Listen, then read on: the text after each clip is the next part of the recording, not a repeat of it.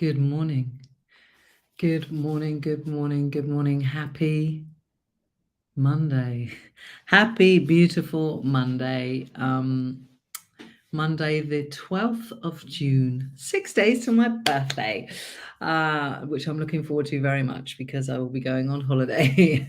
How has your day started? How are you feeling this morning? I hope that you are well and that you had a glorious weekend. The sun shone on Saturday where I was in the world. I'm down south near Brighton. And boy, was it a hot day. And everybody, man and his dog, descended on Brighton Beach for a bit of vitamin D. Whew. But it was a beautiful day for me because my Breaking Your Own Limits group had a meetup. We worked together 4 months online, and then we meet up at the end of those 4 months, and we had our meetup, which was just wonderful. How these strangers have worked together online, connected, and now become friends.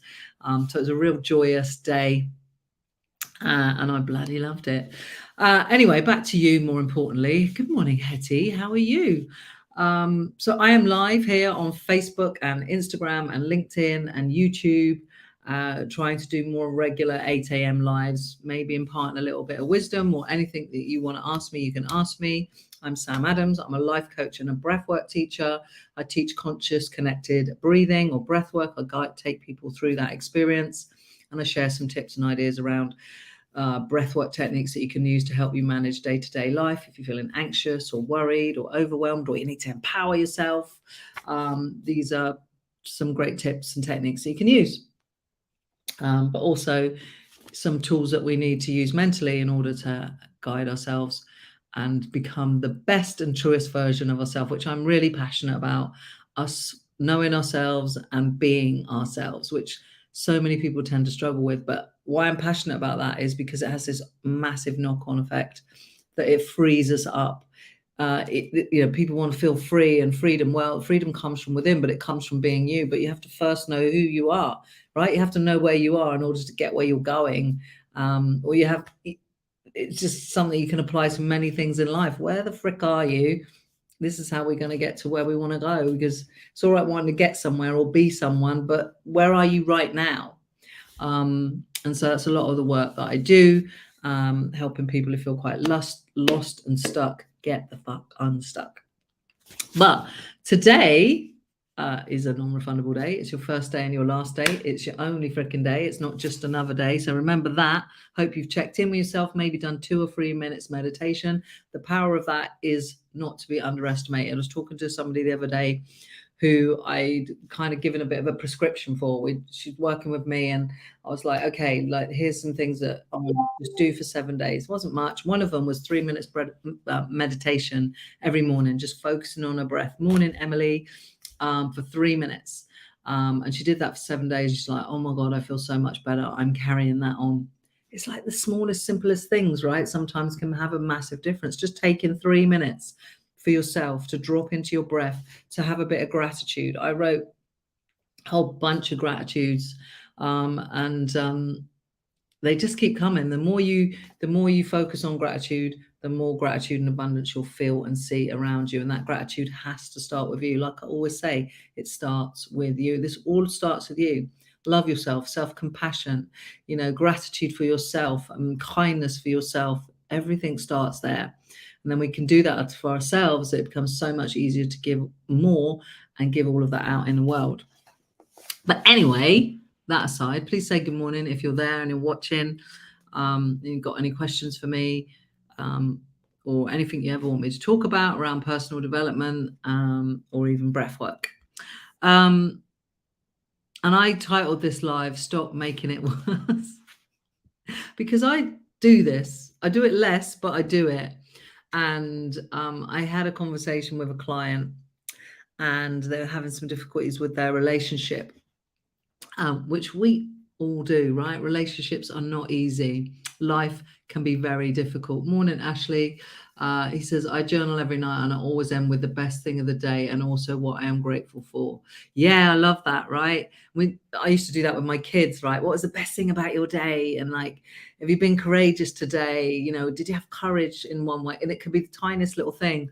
And in my coaching group, I'd always get him to do rose and thorn, which means the rose is what's the best thing about your day today, or what's been the best thing about your day today, and the thorn has been what's the hardest thing, what's the worst thing. We do that, and then we work with that and see, like, is there anywhere to go with that or whatever. And then there's the high low buffalo, which people do with kids.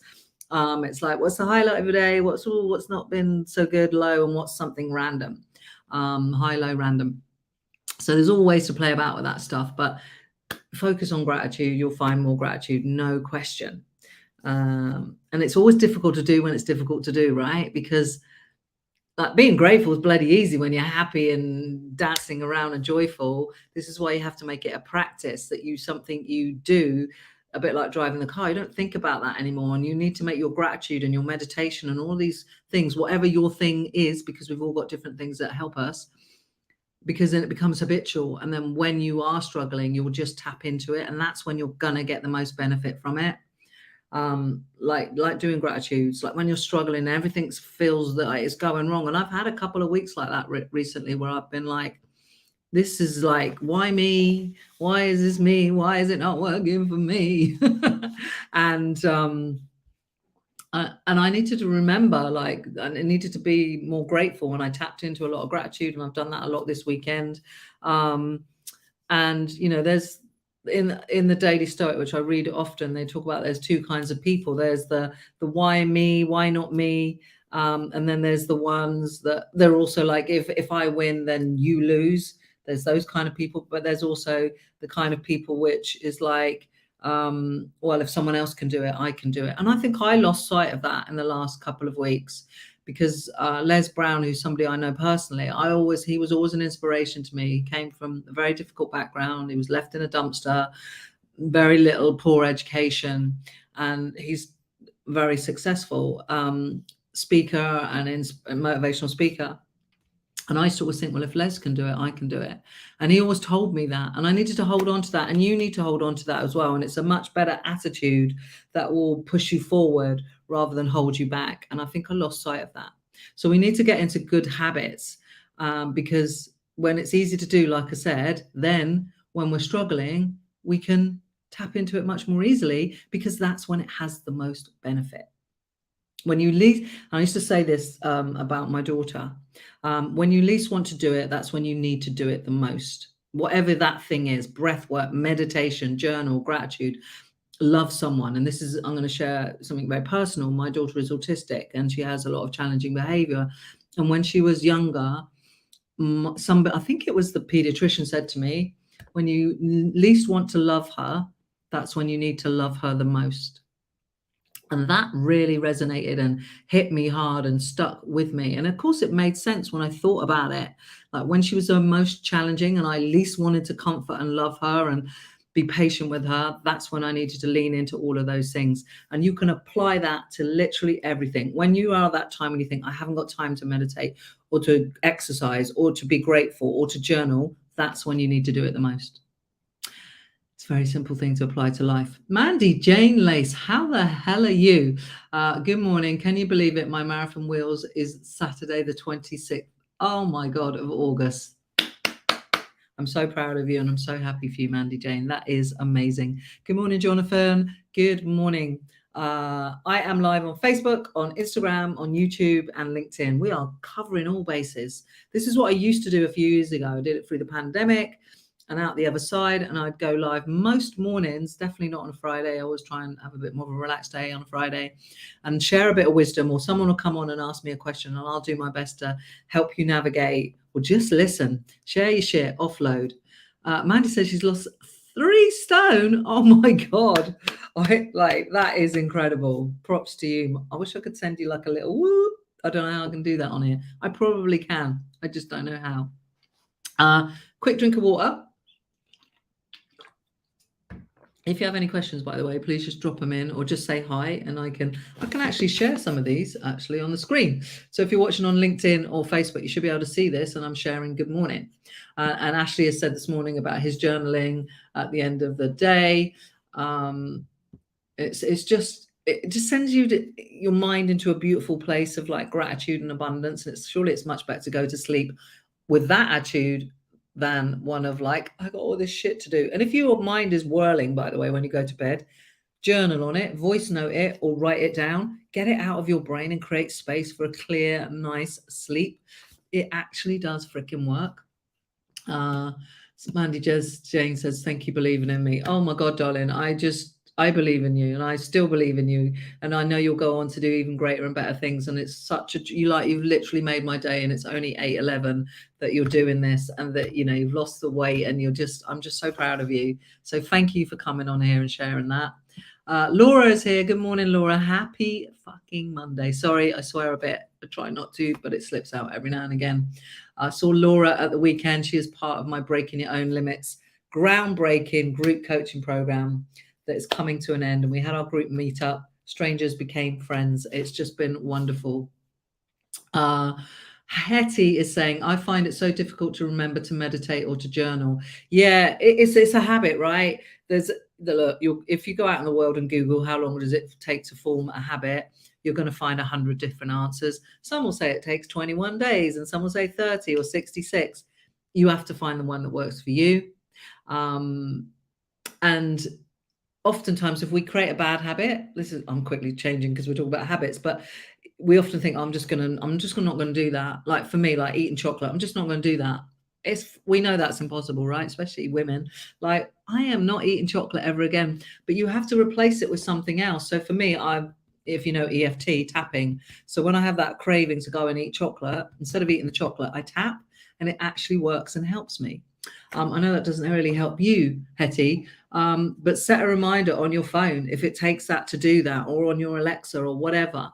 But the best time to do it is bookend it each time of the day. And it's 3 minutes of your life. And I share a lot of meditation in my group coaching program and in my Life and Breath community. But it's much better to have a consistent habit of 2 or 3 minutes, even if it's 2 or 3 minutes every day, rather than say an hour once a month. You will get way more benefit from the little bit. So set a reminder on your phone until it becomes habitual, that you realize that you don't need the timer, you don't need the reminder.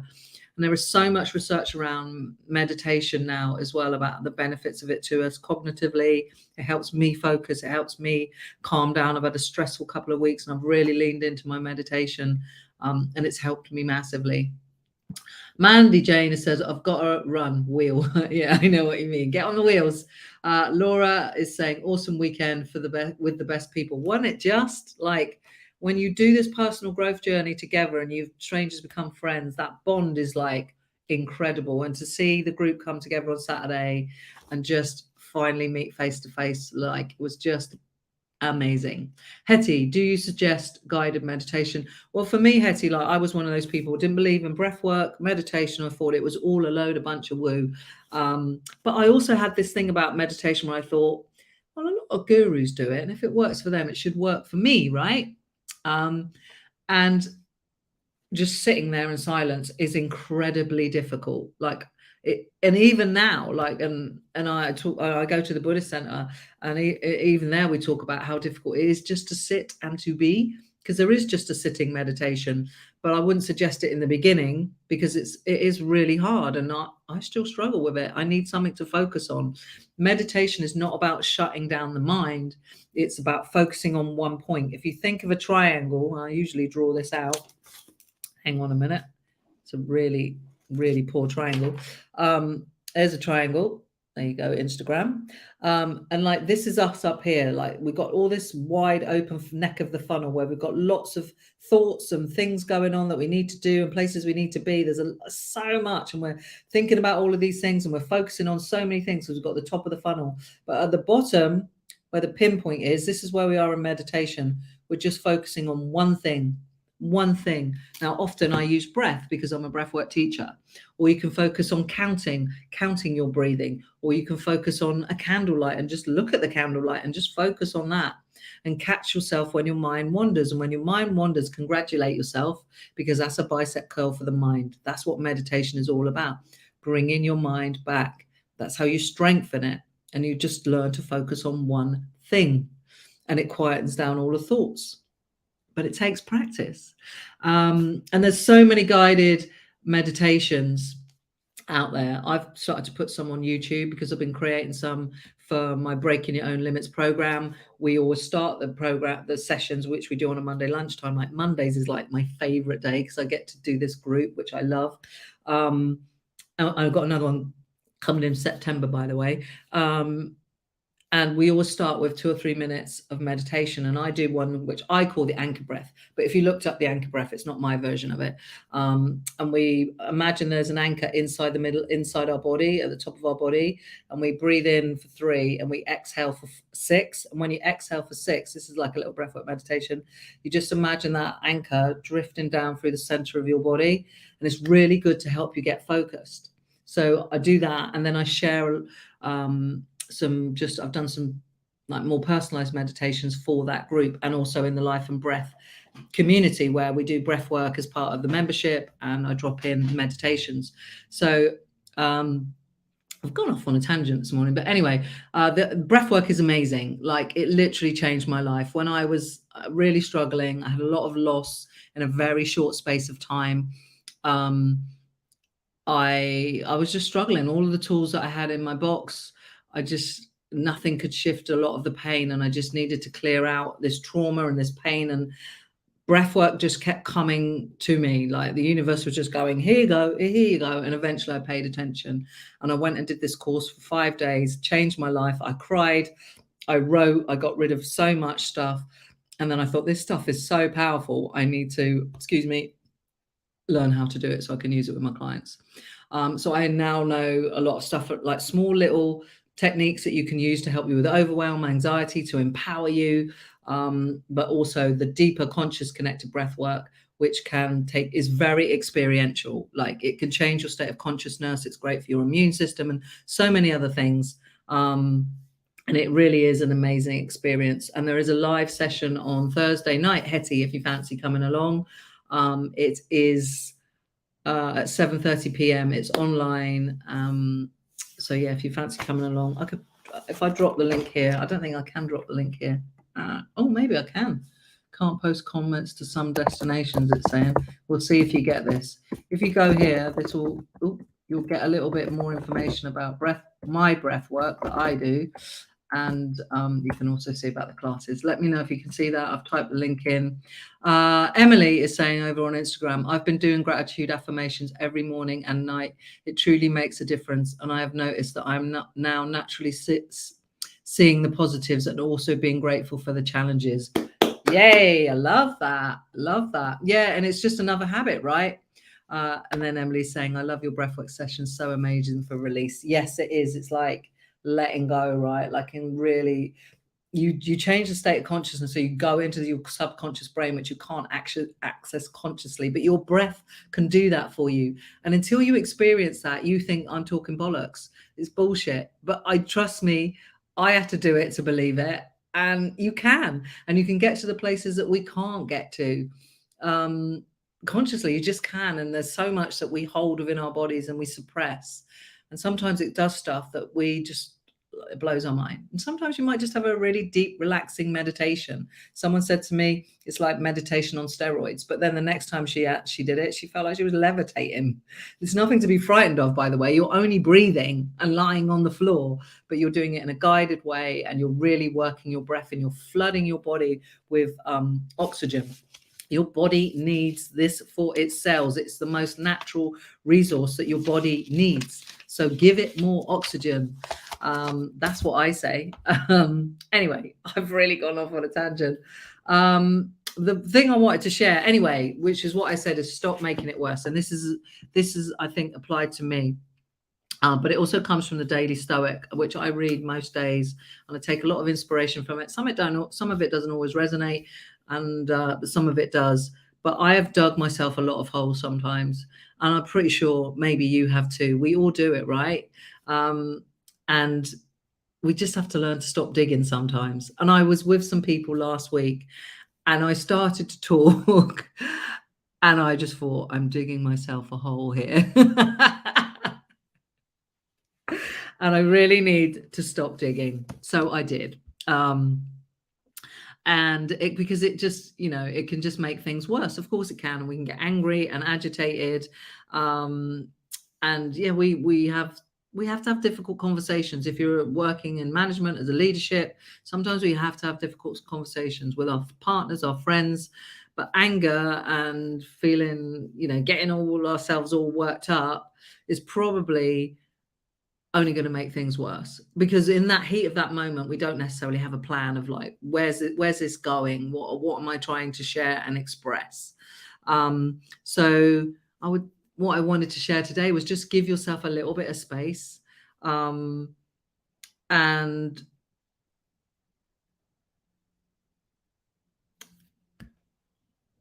just don't make things worse. Take a breath.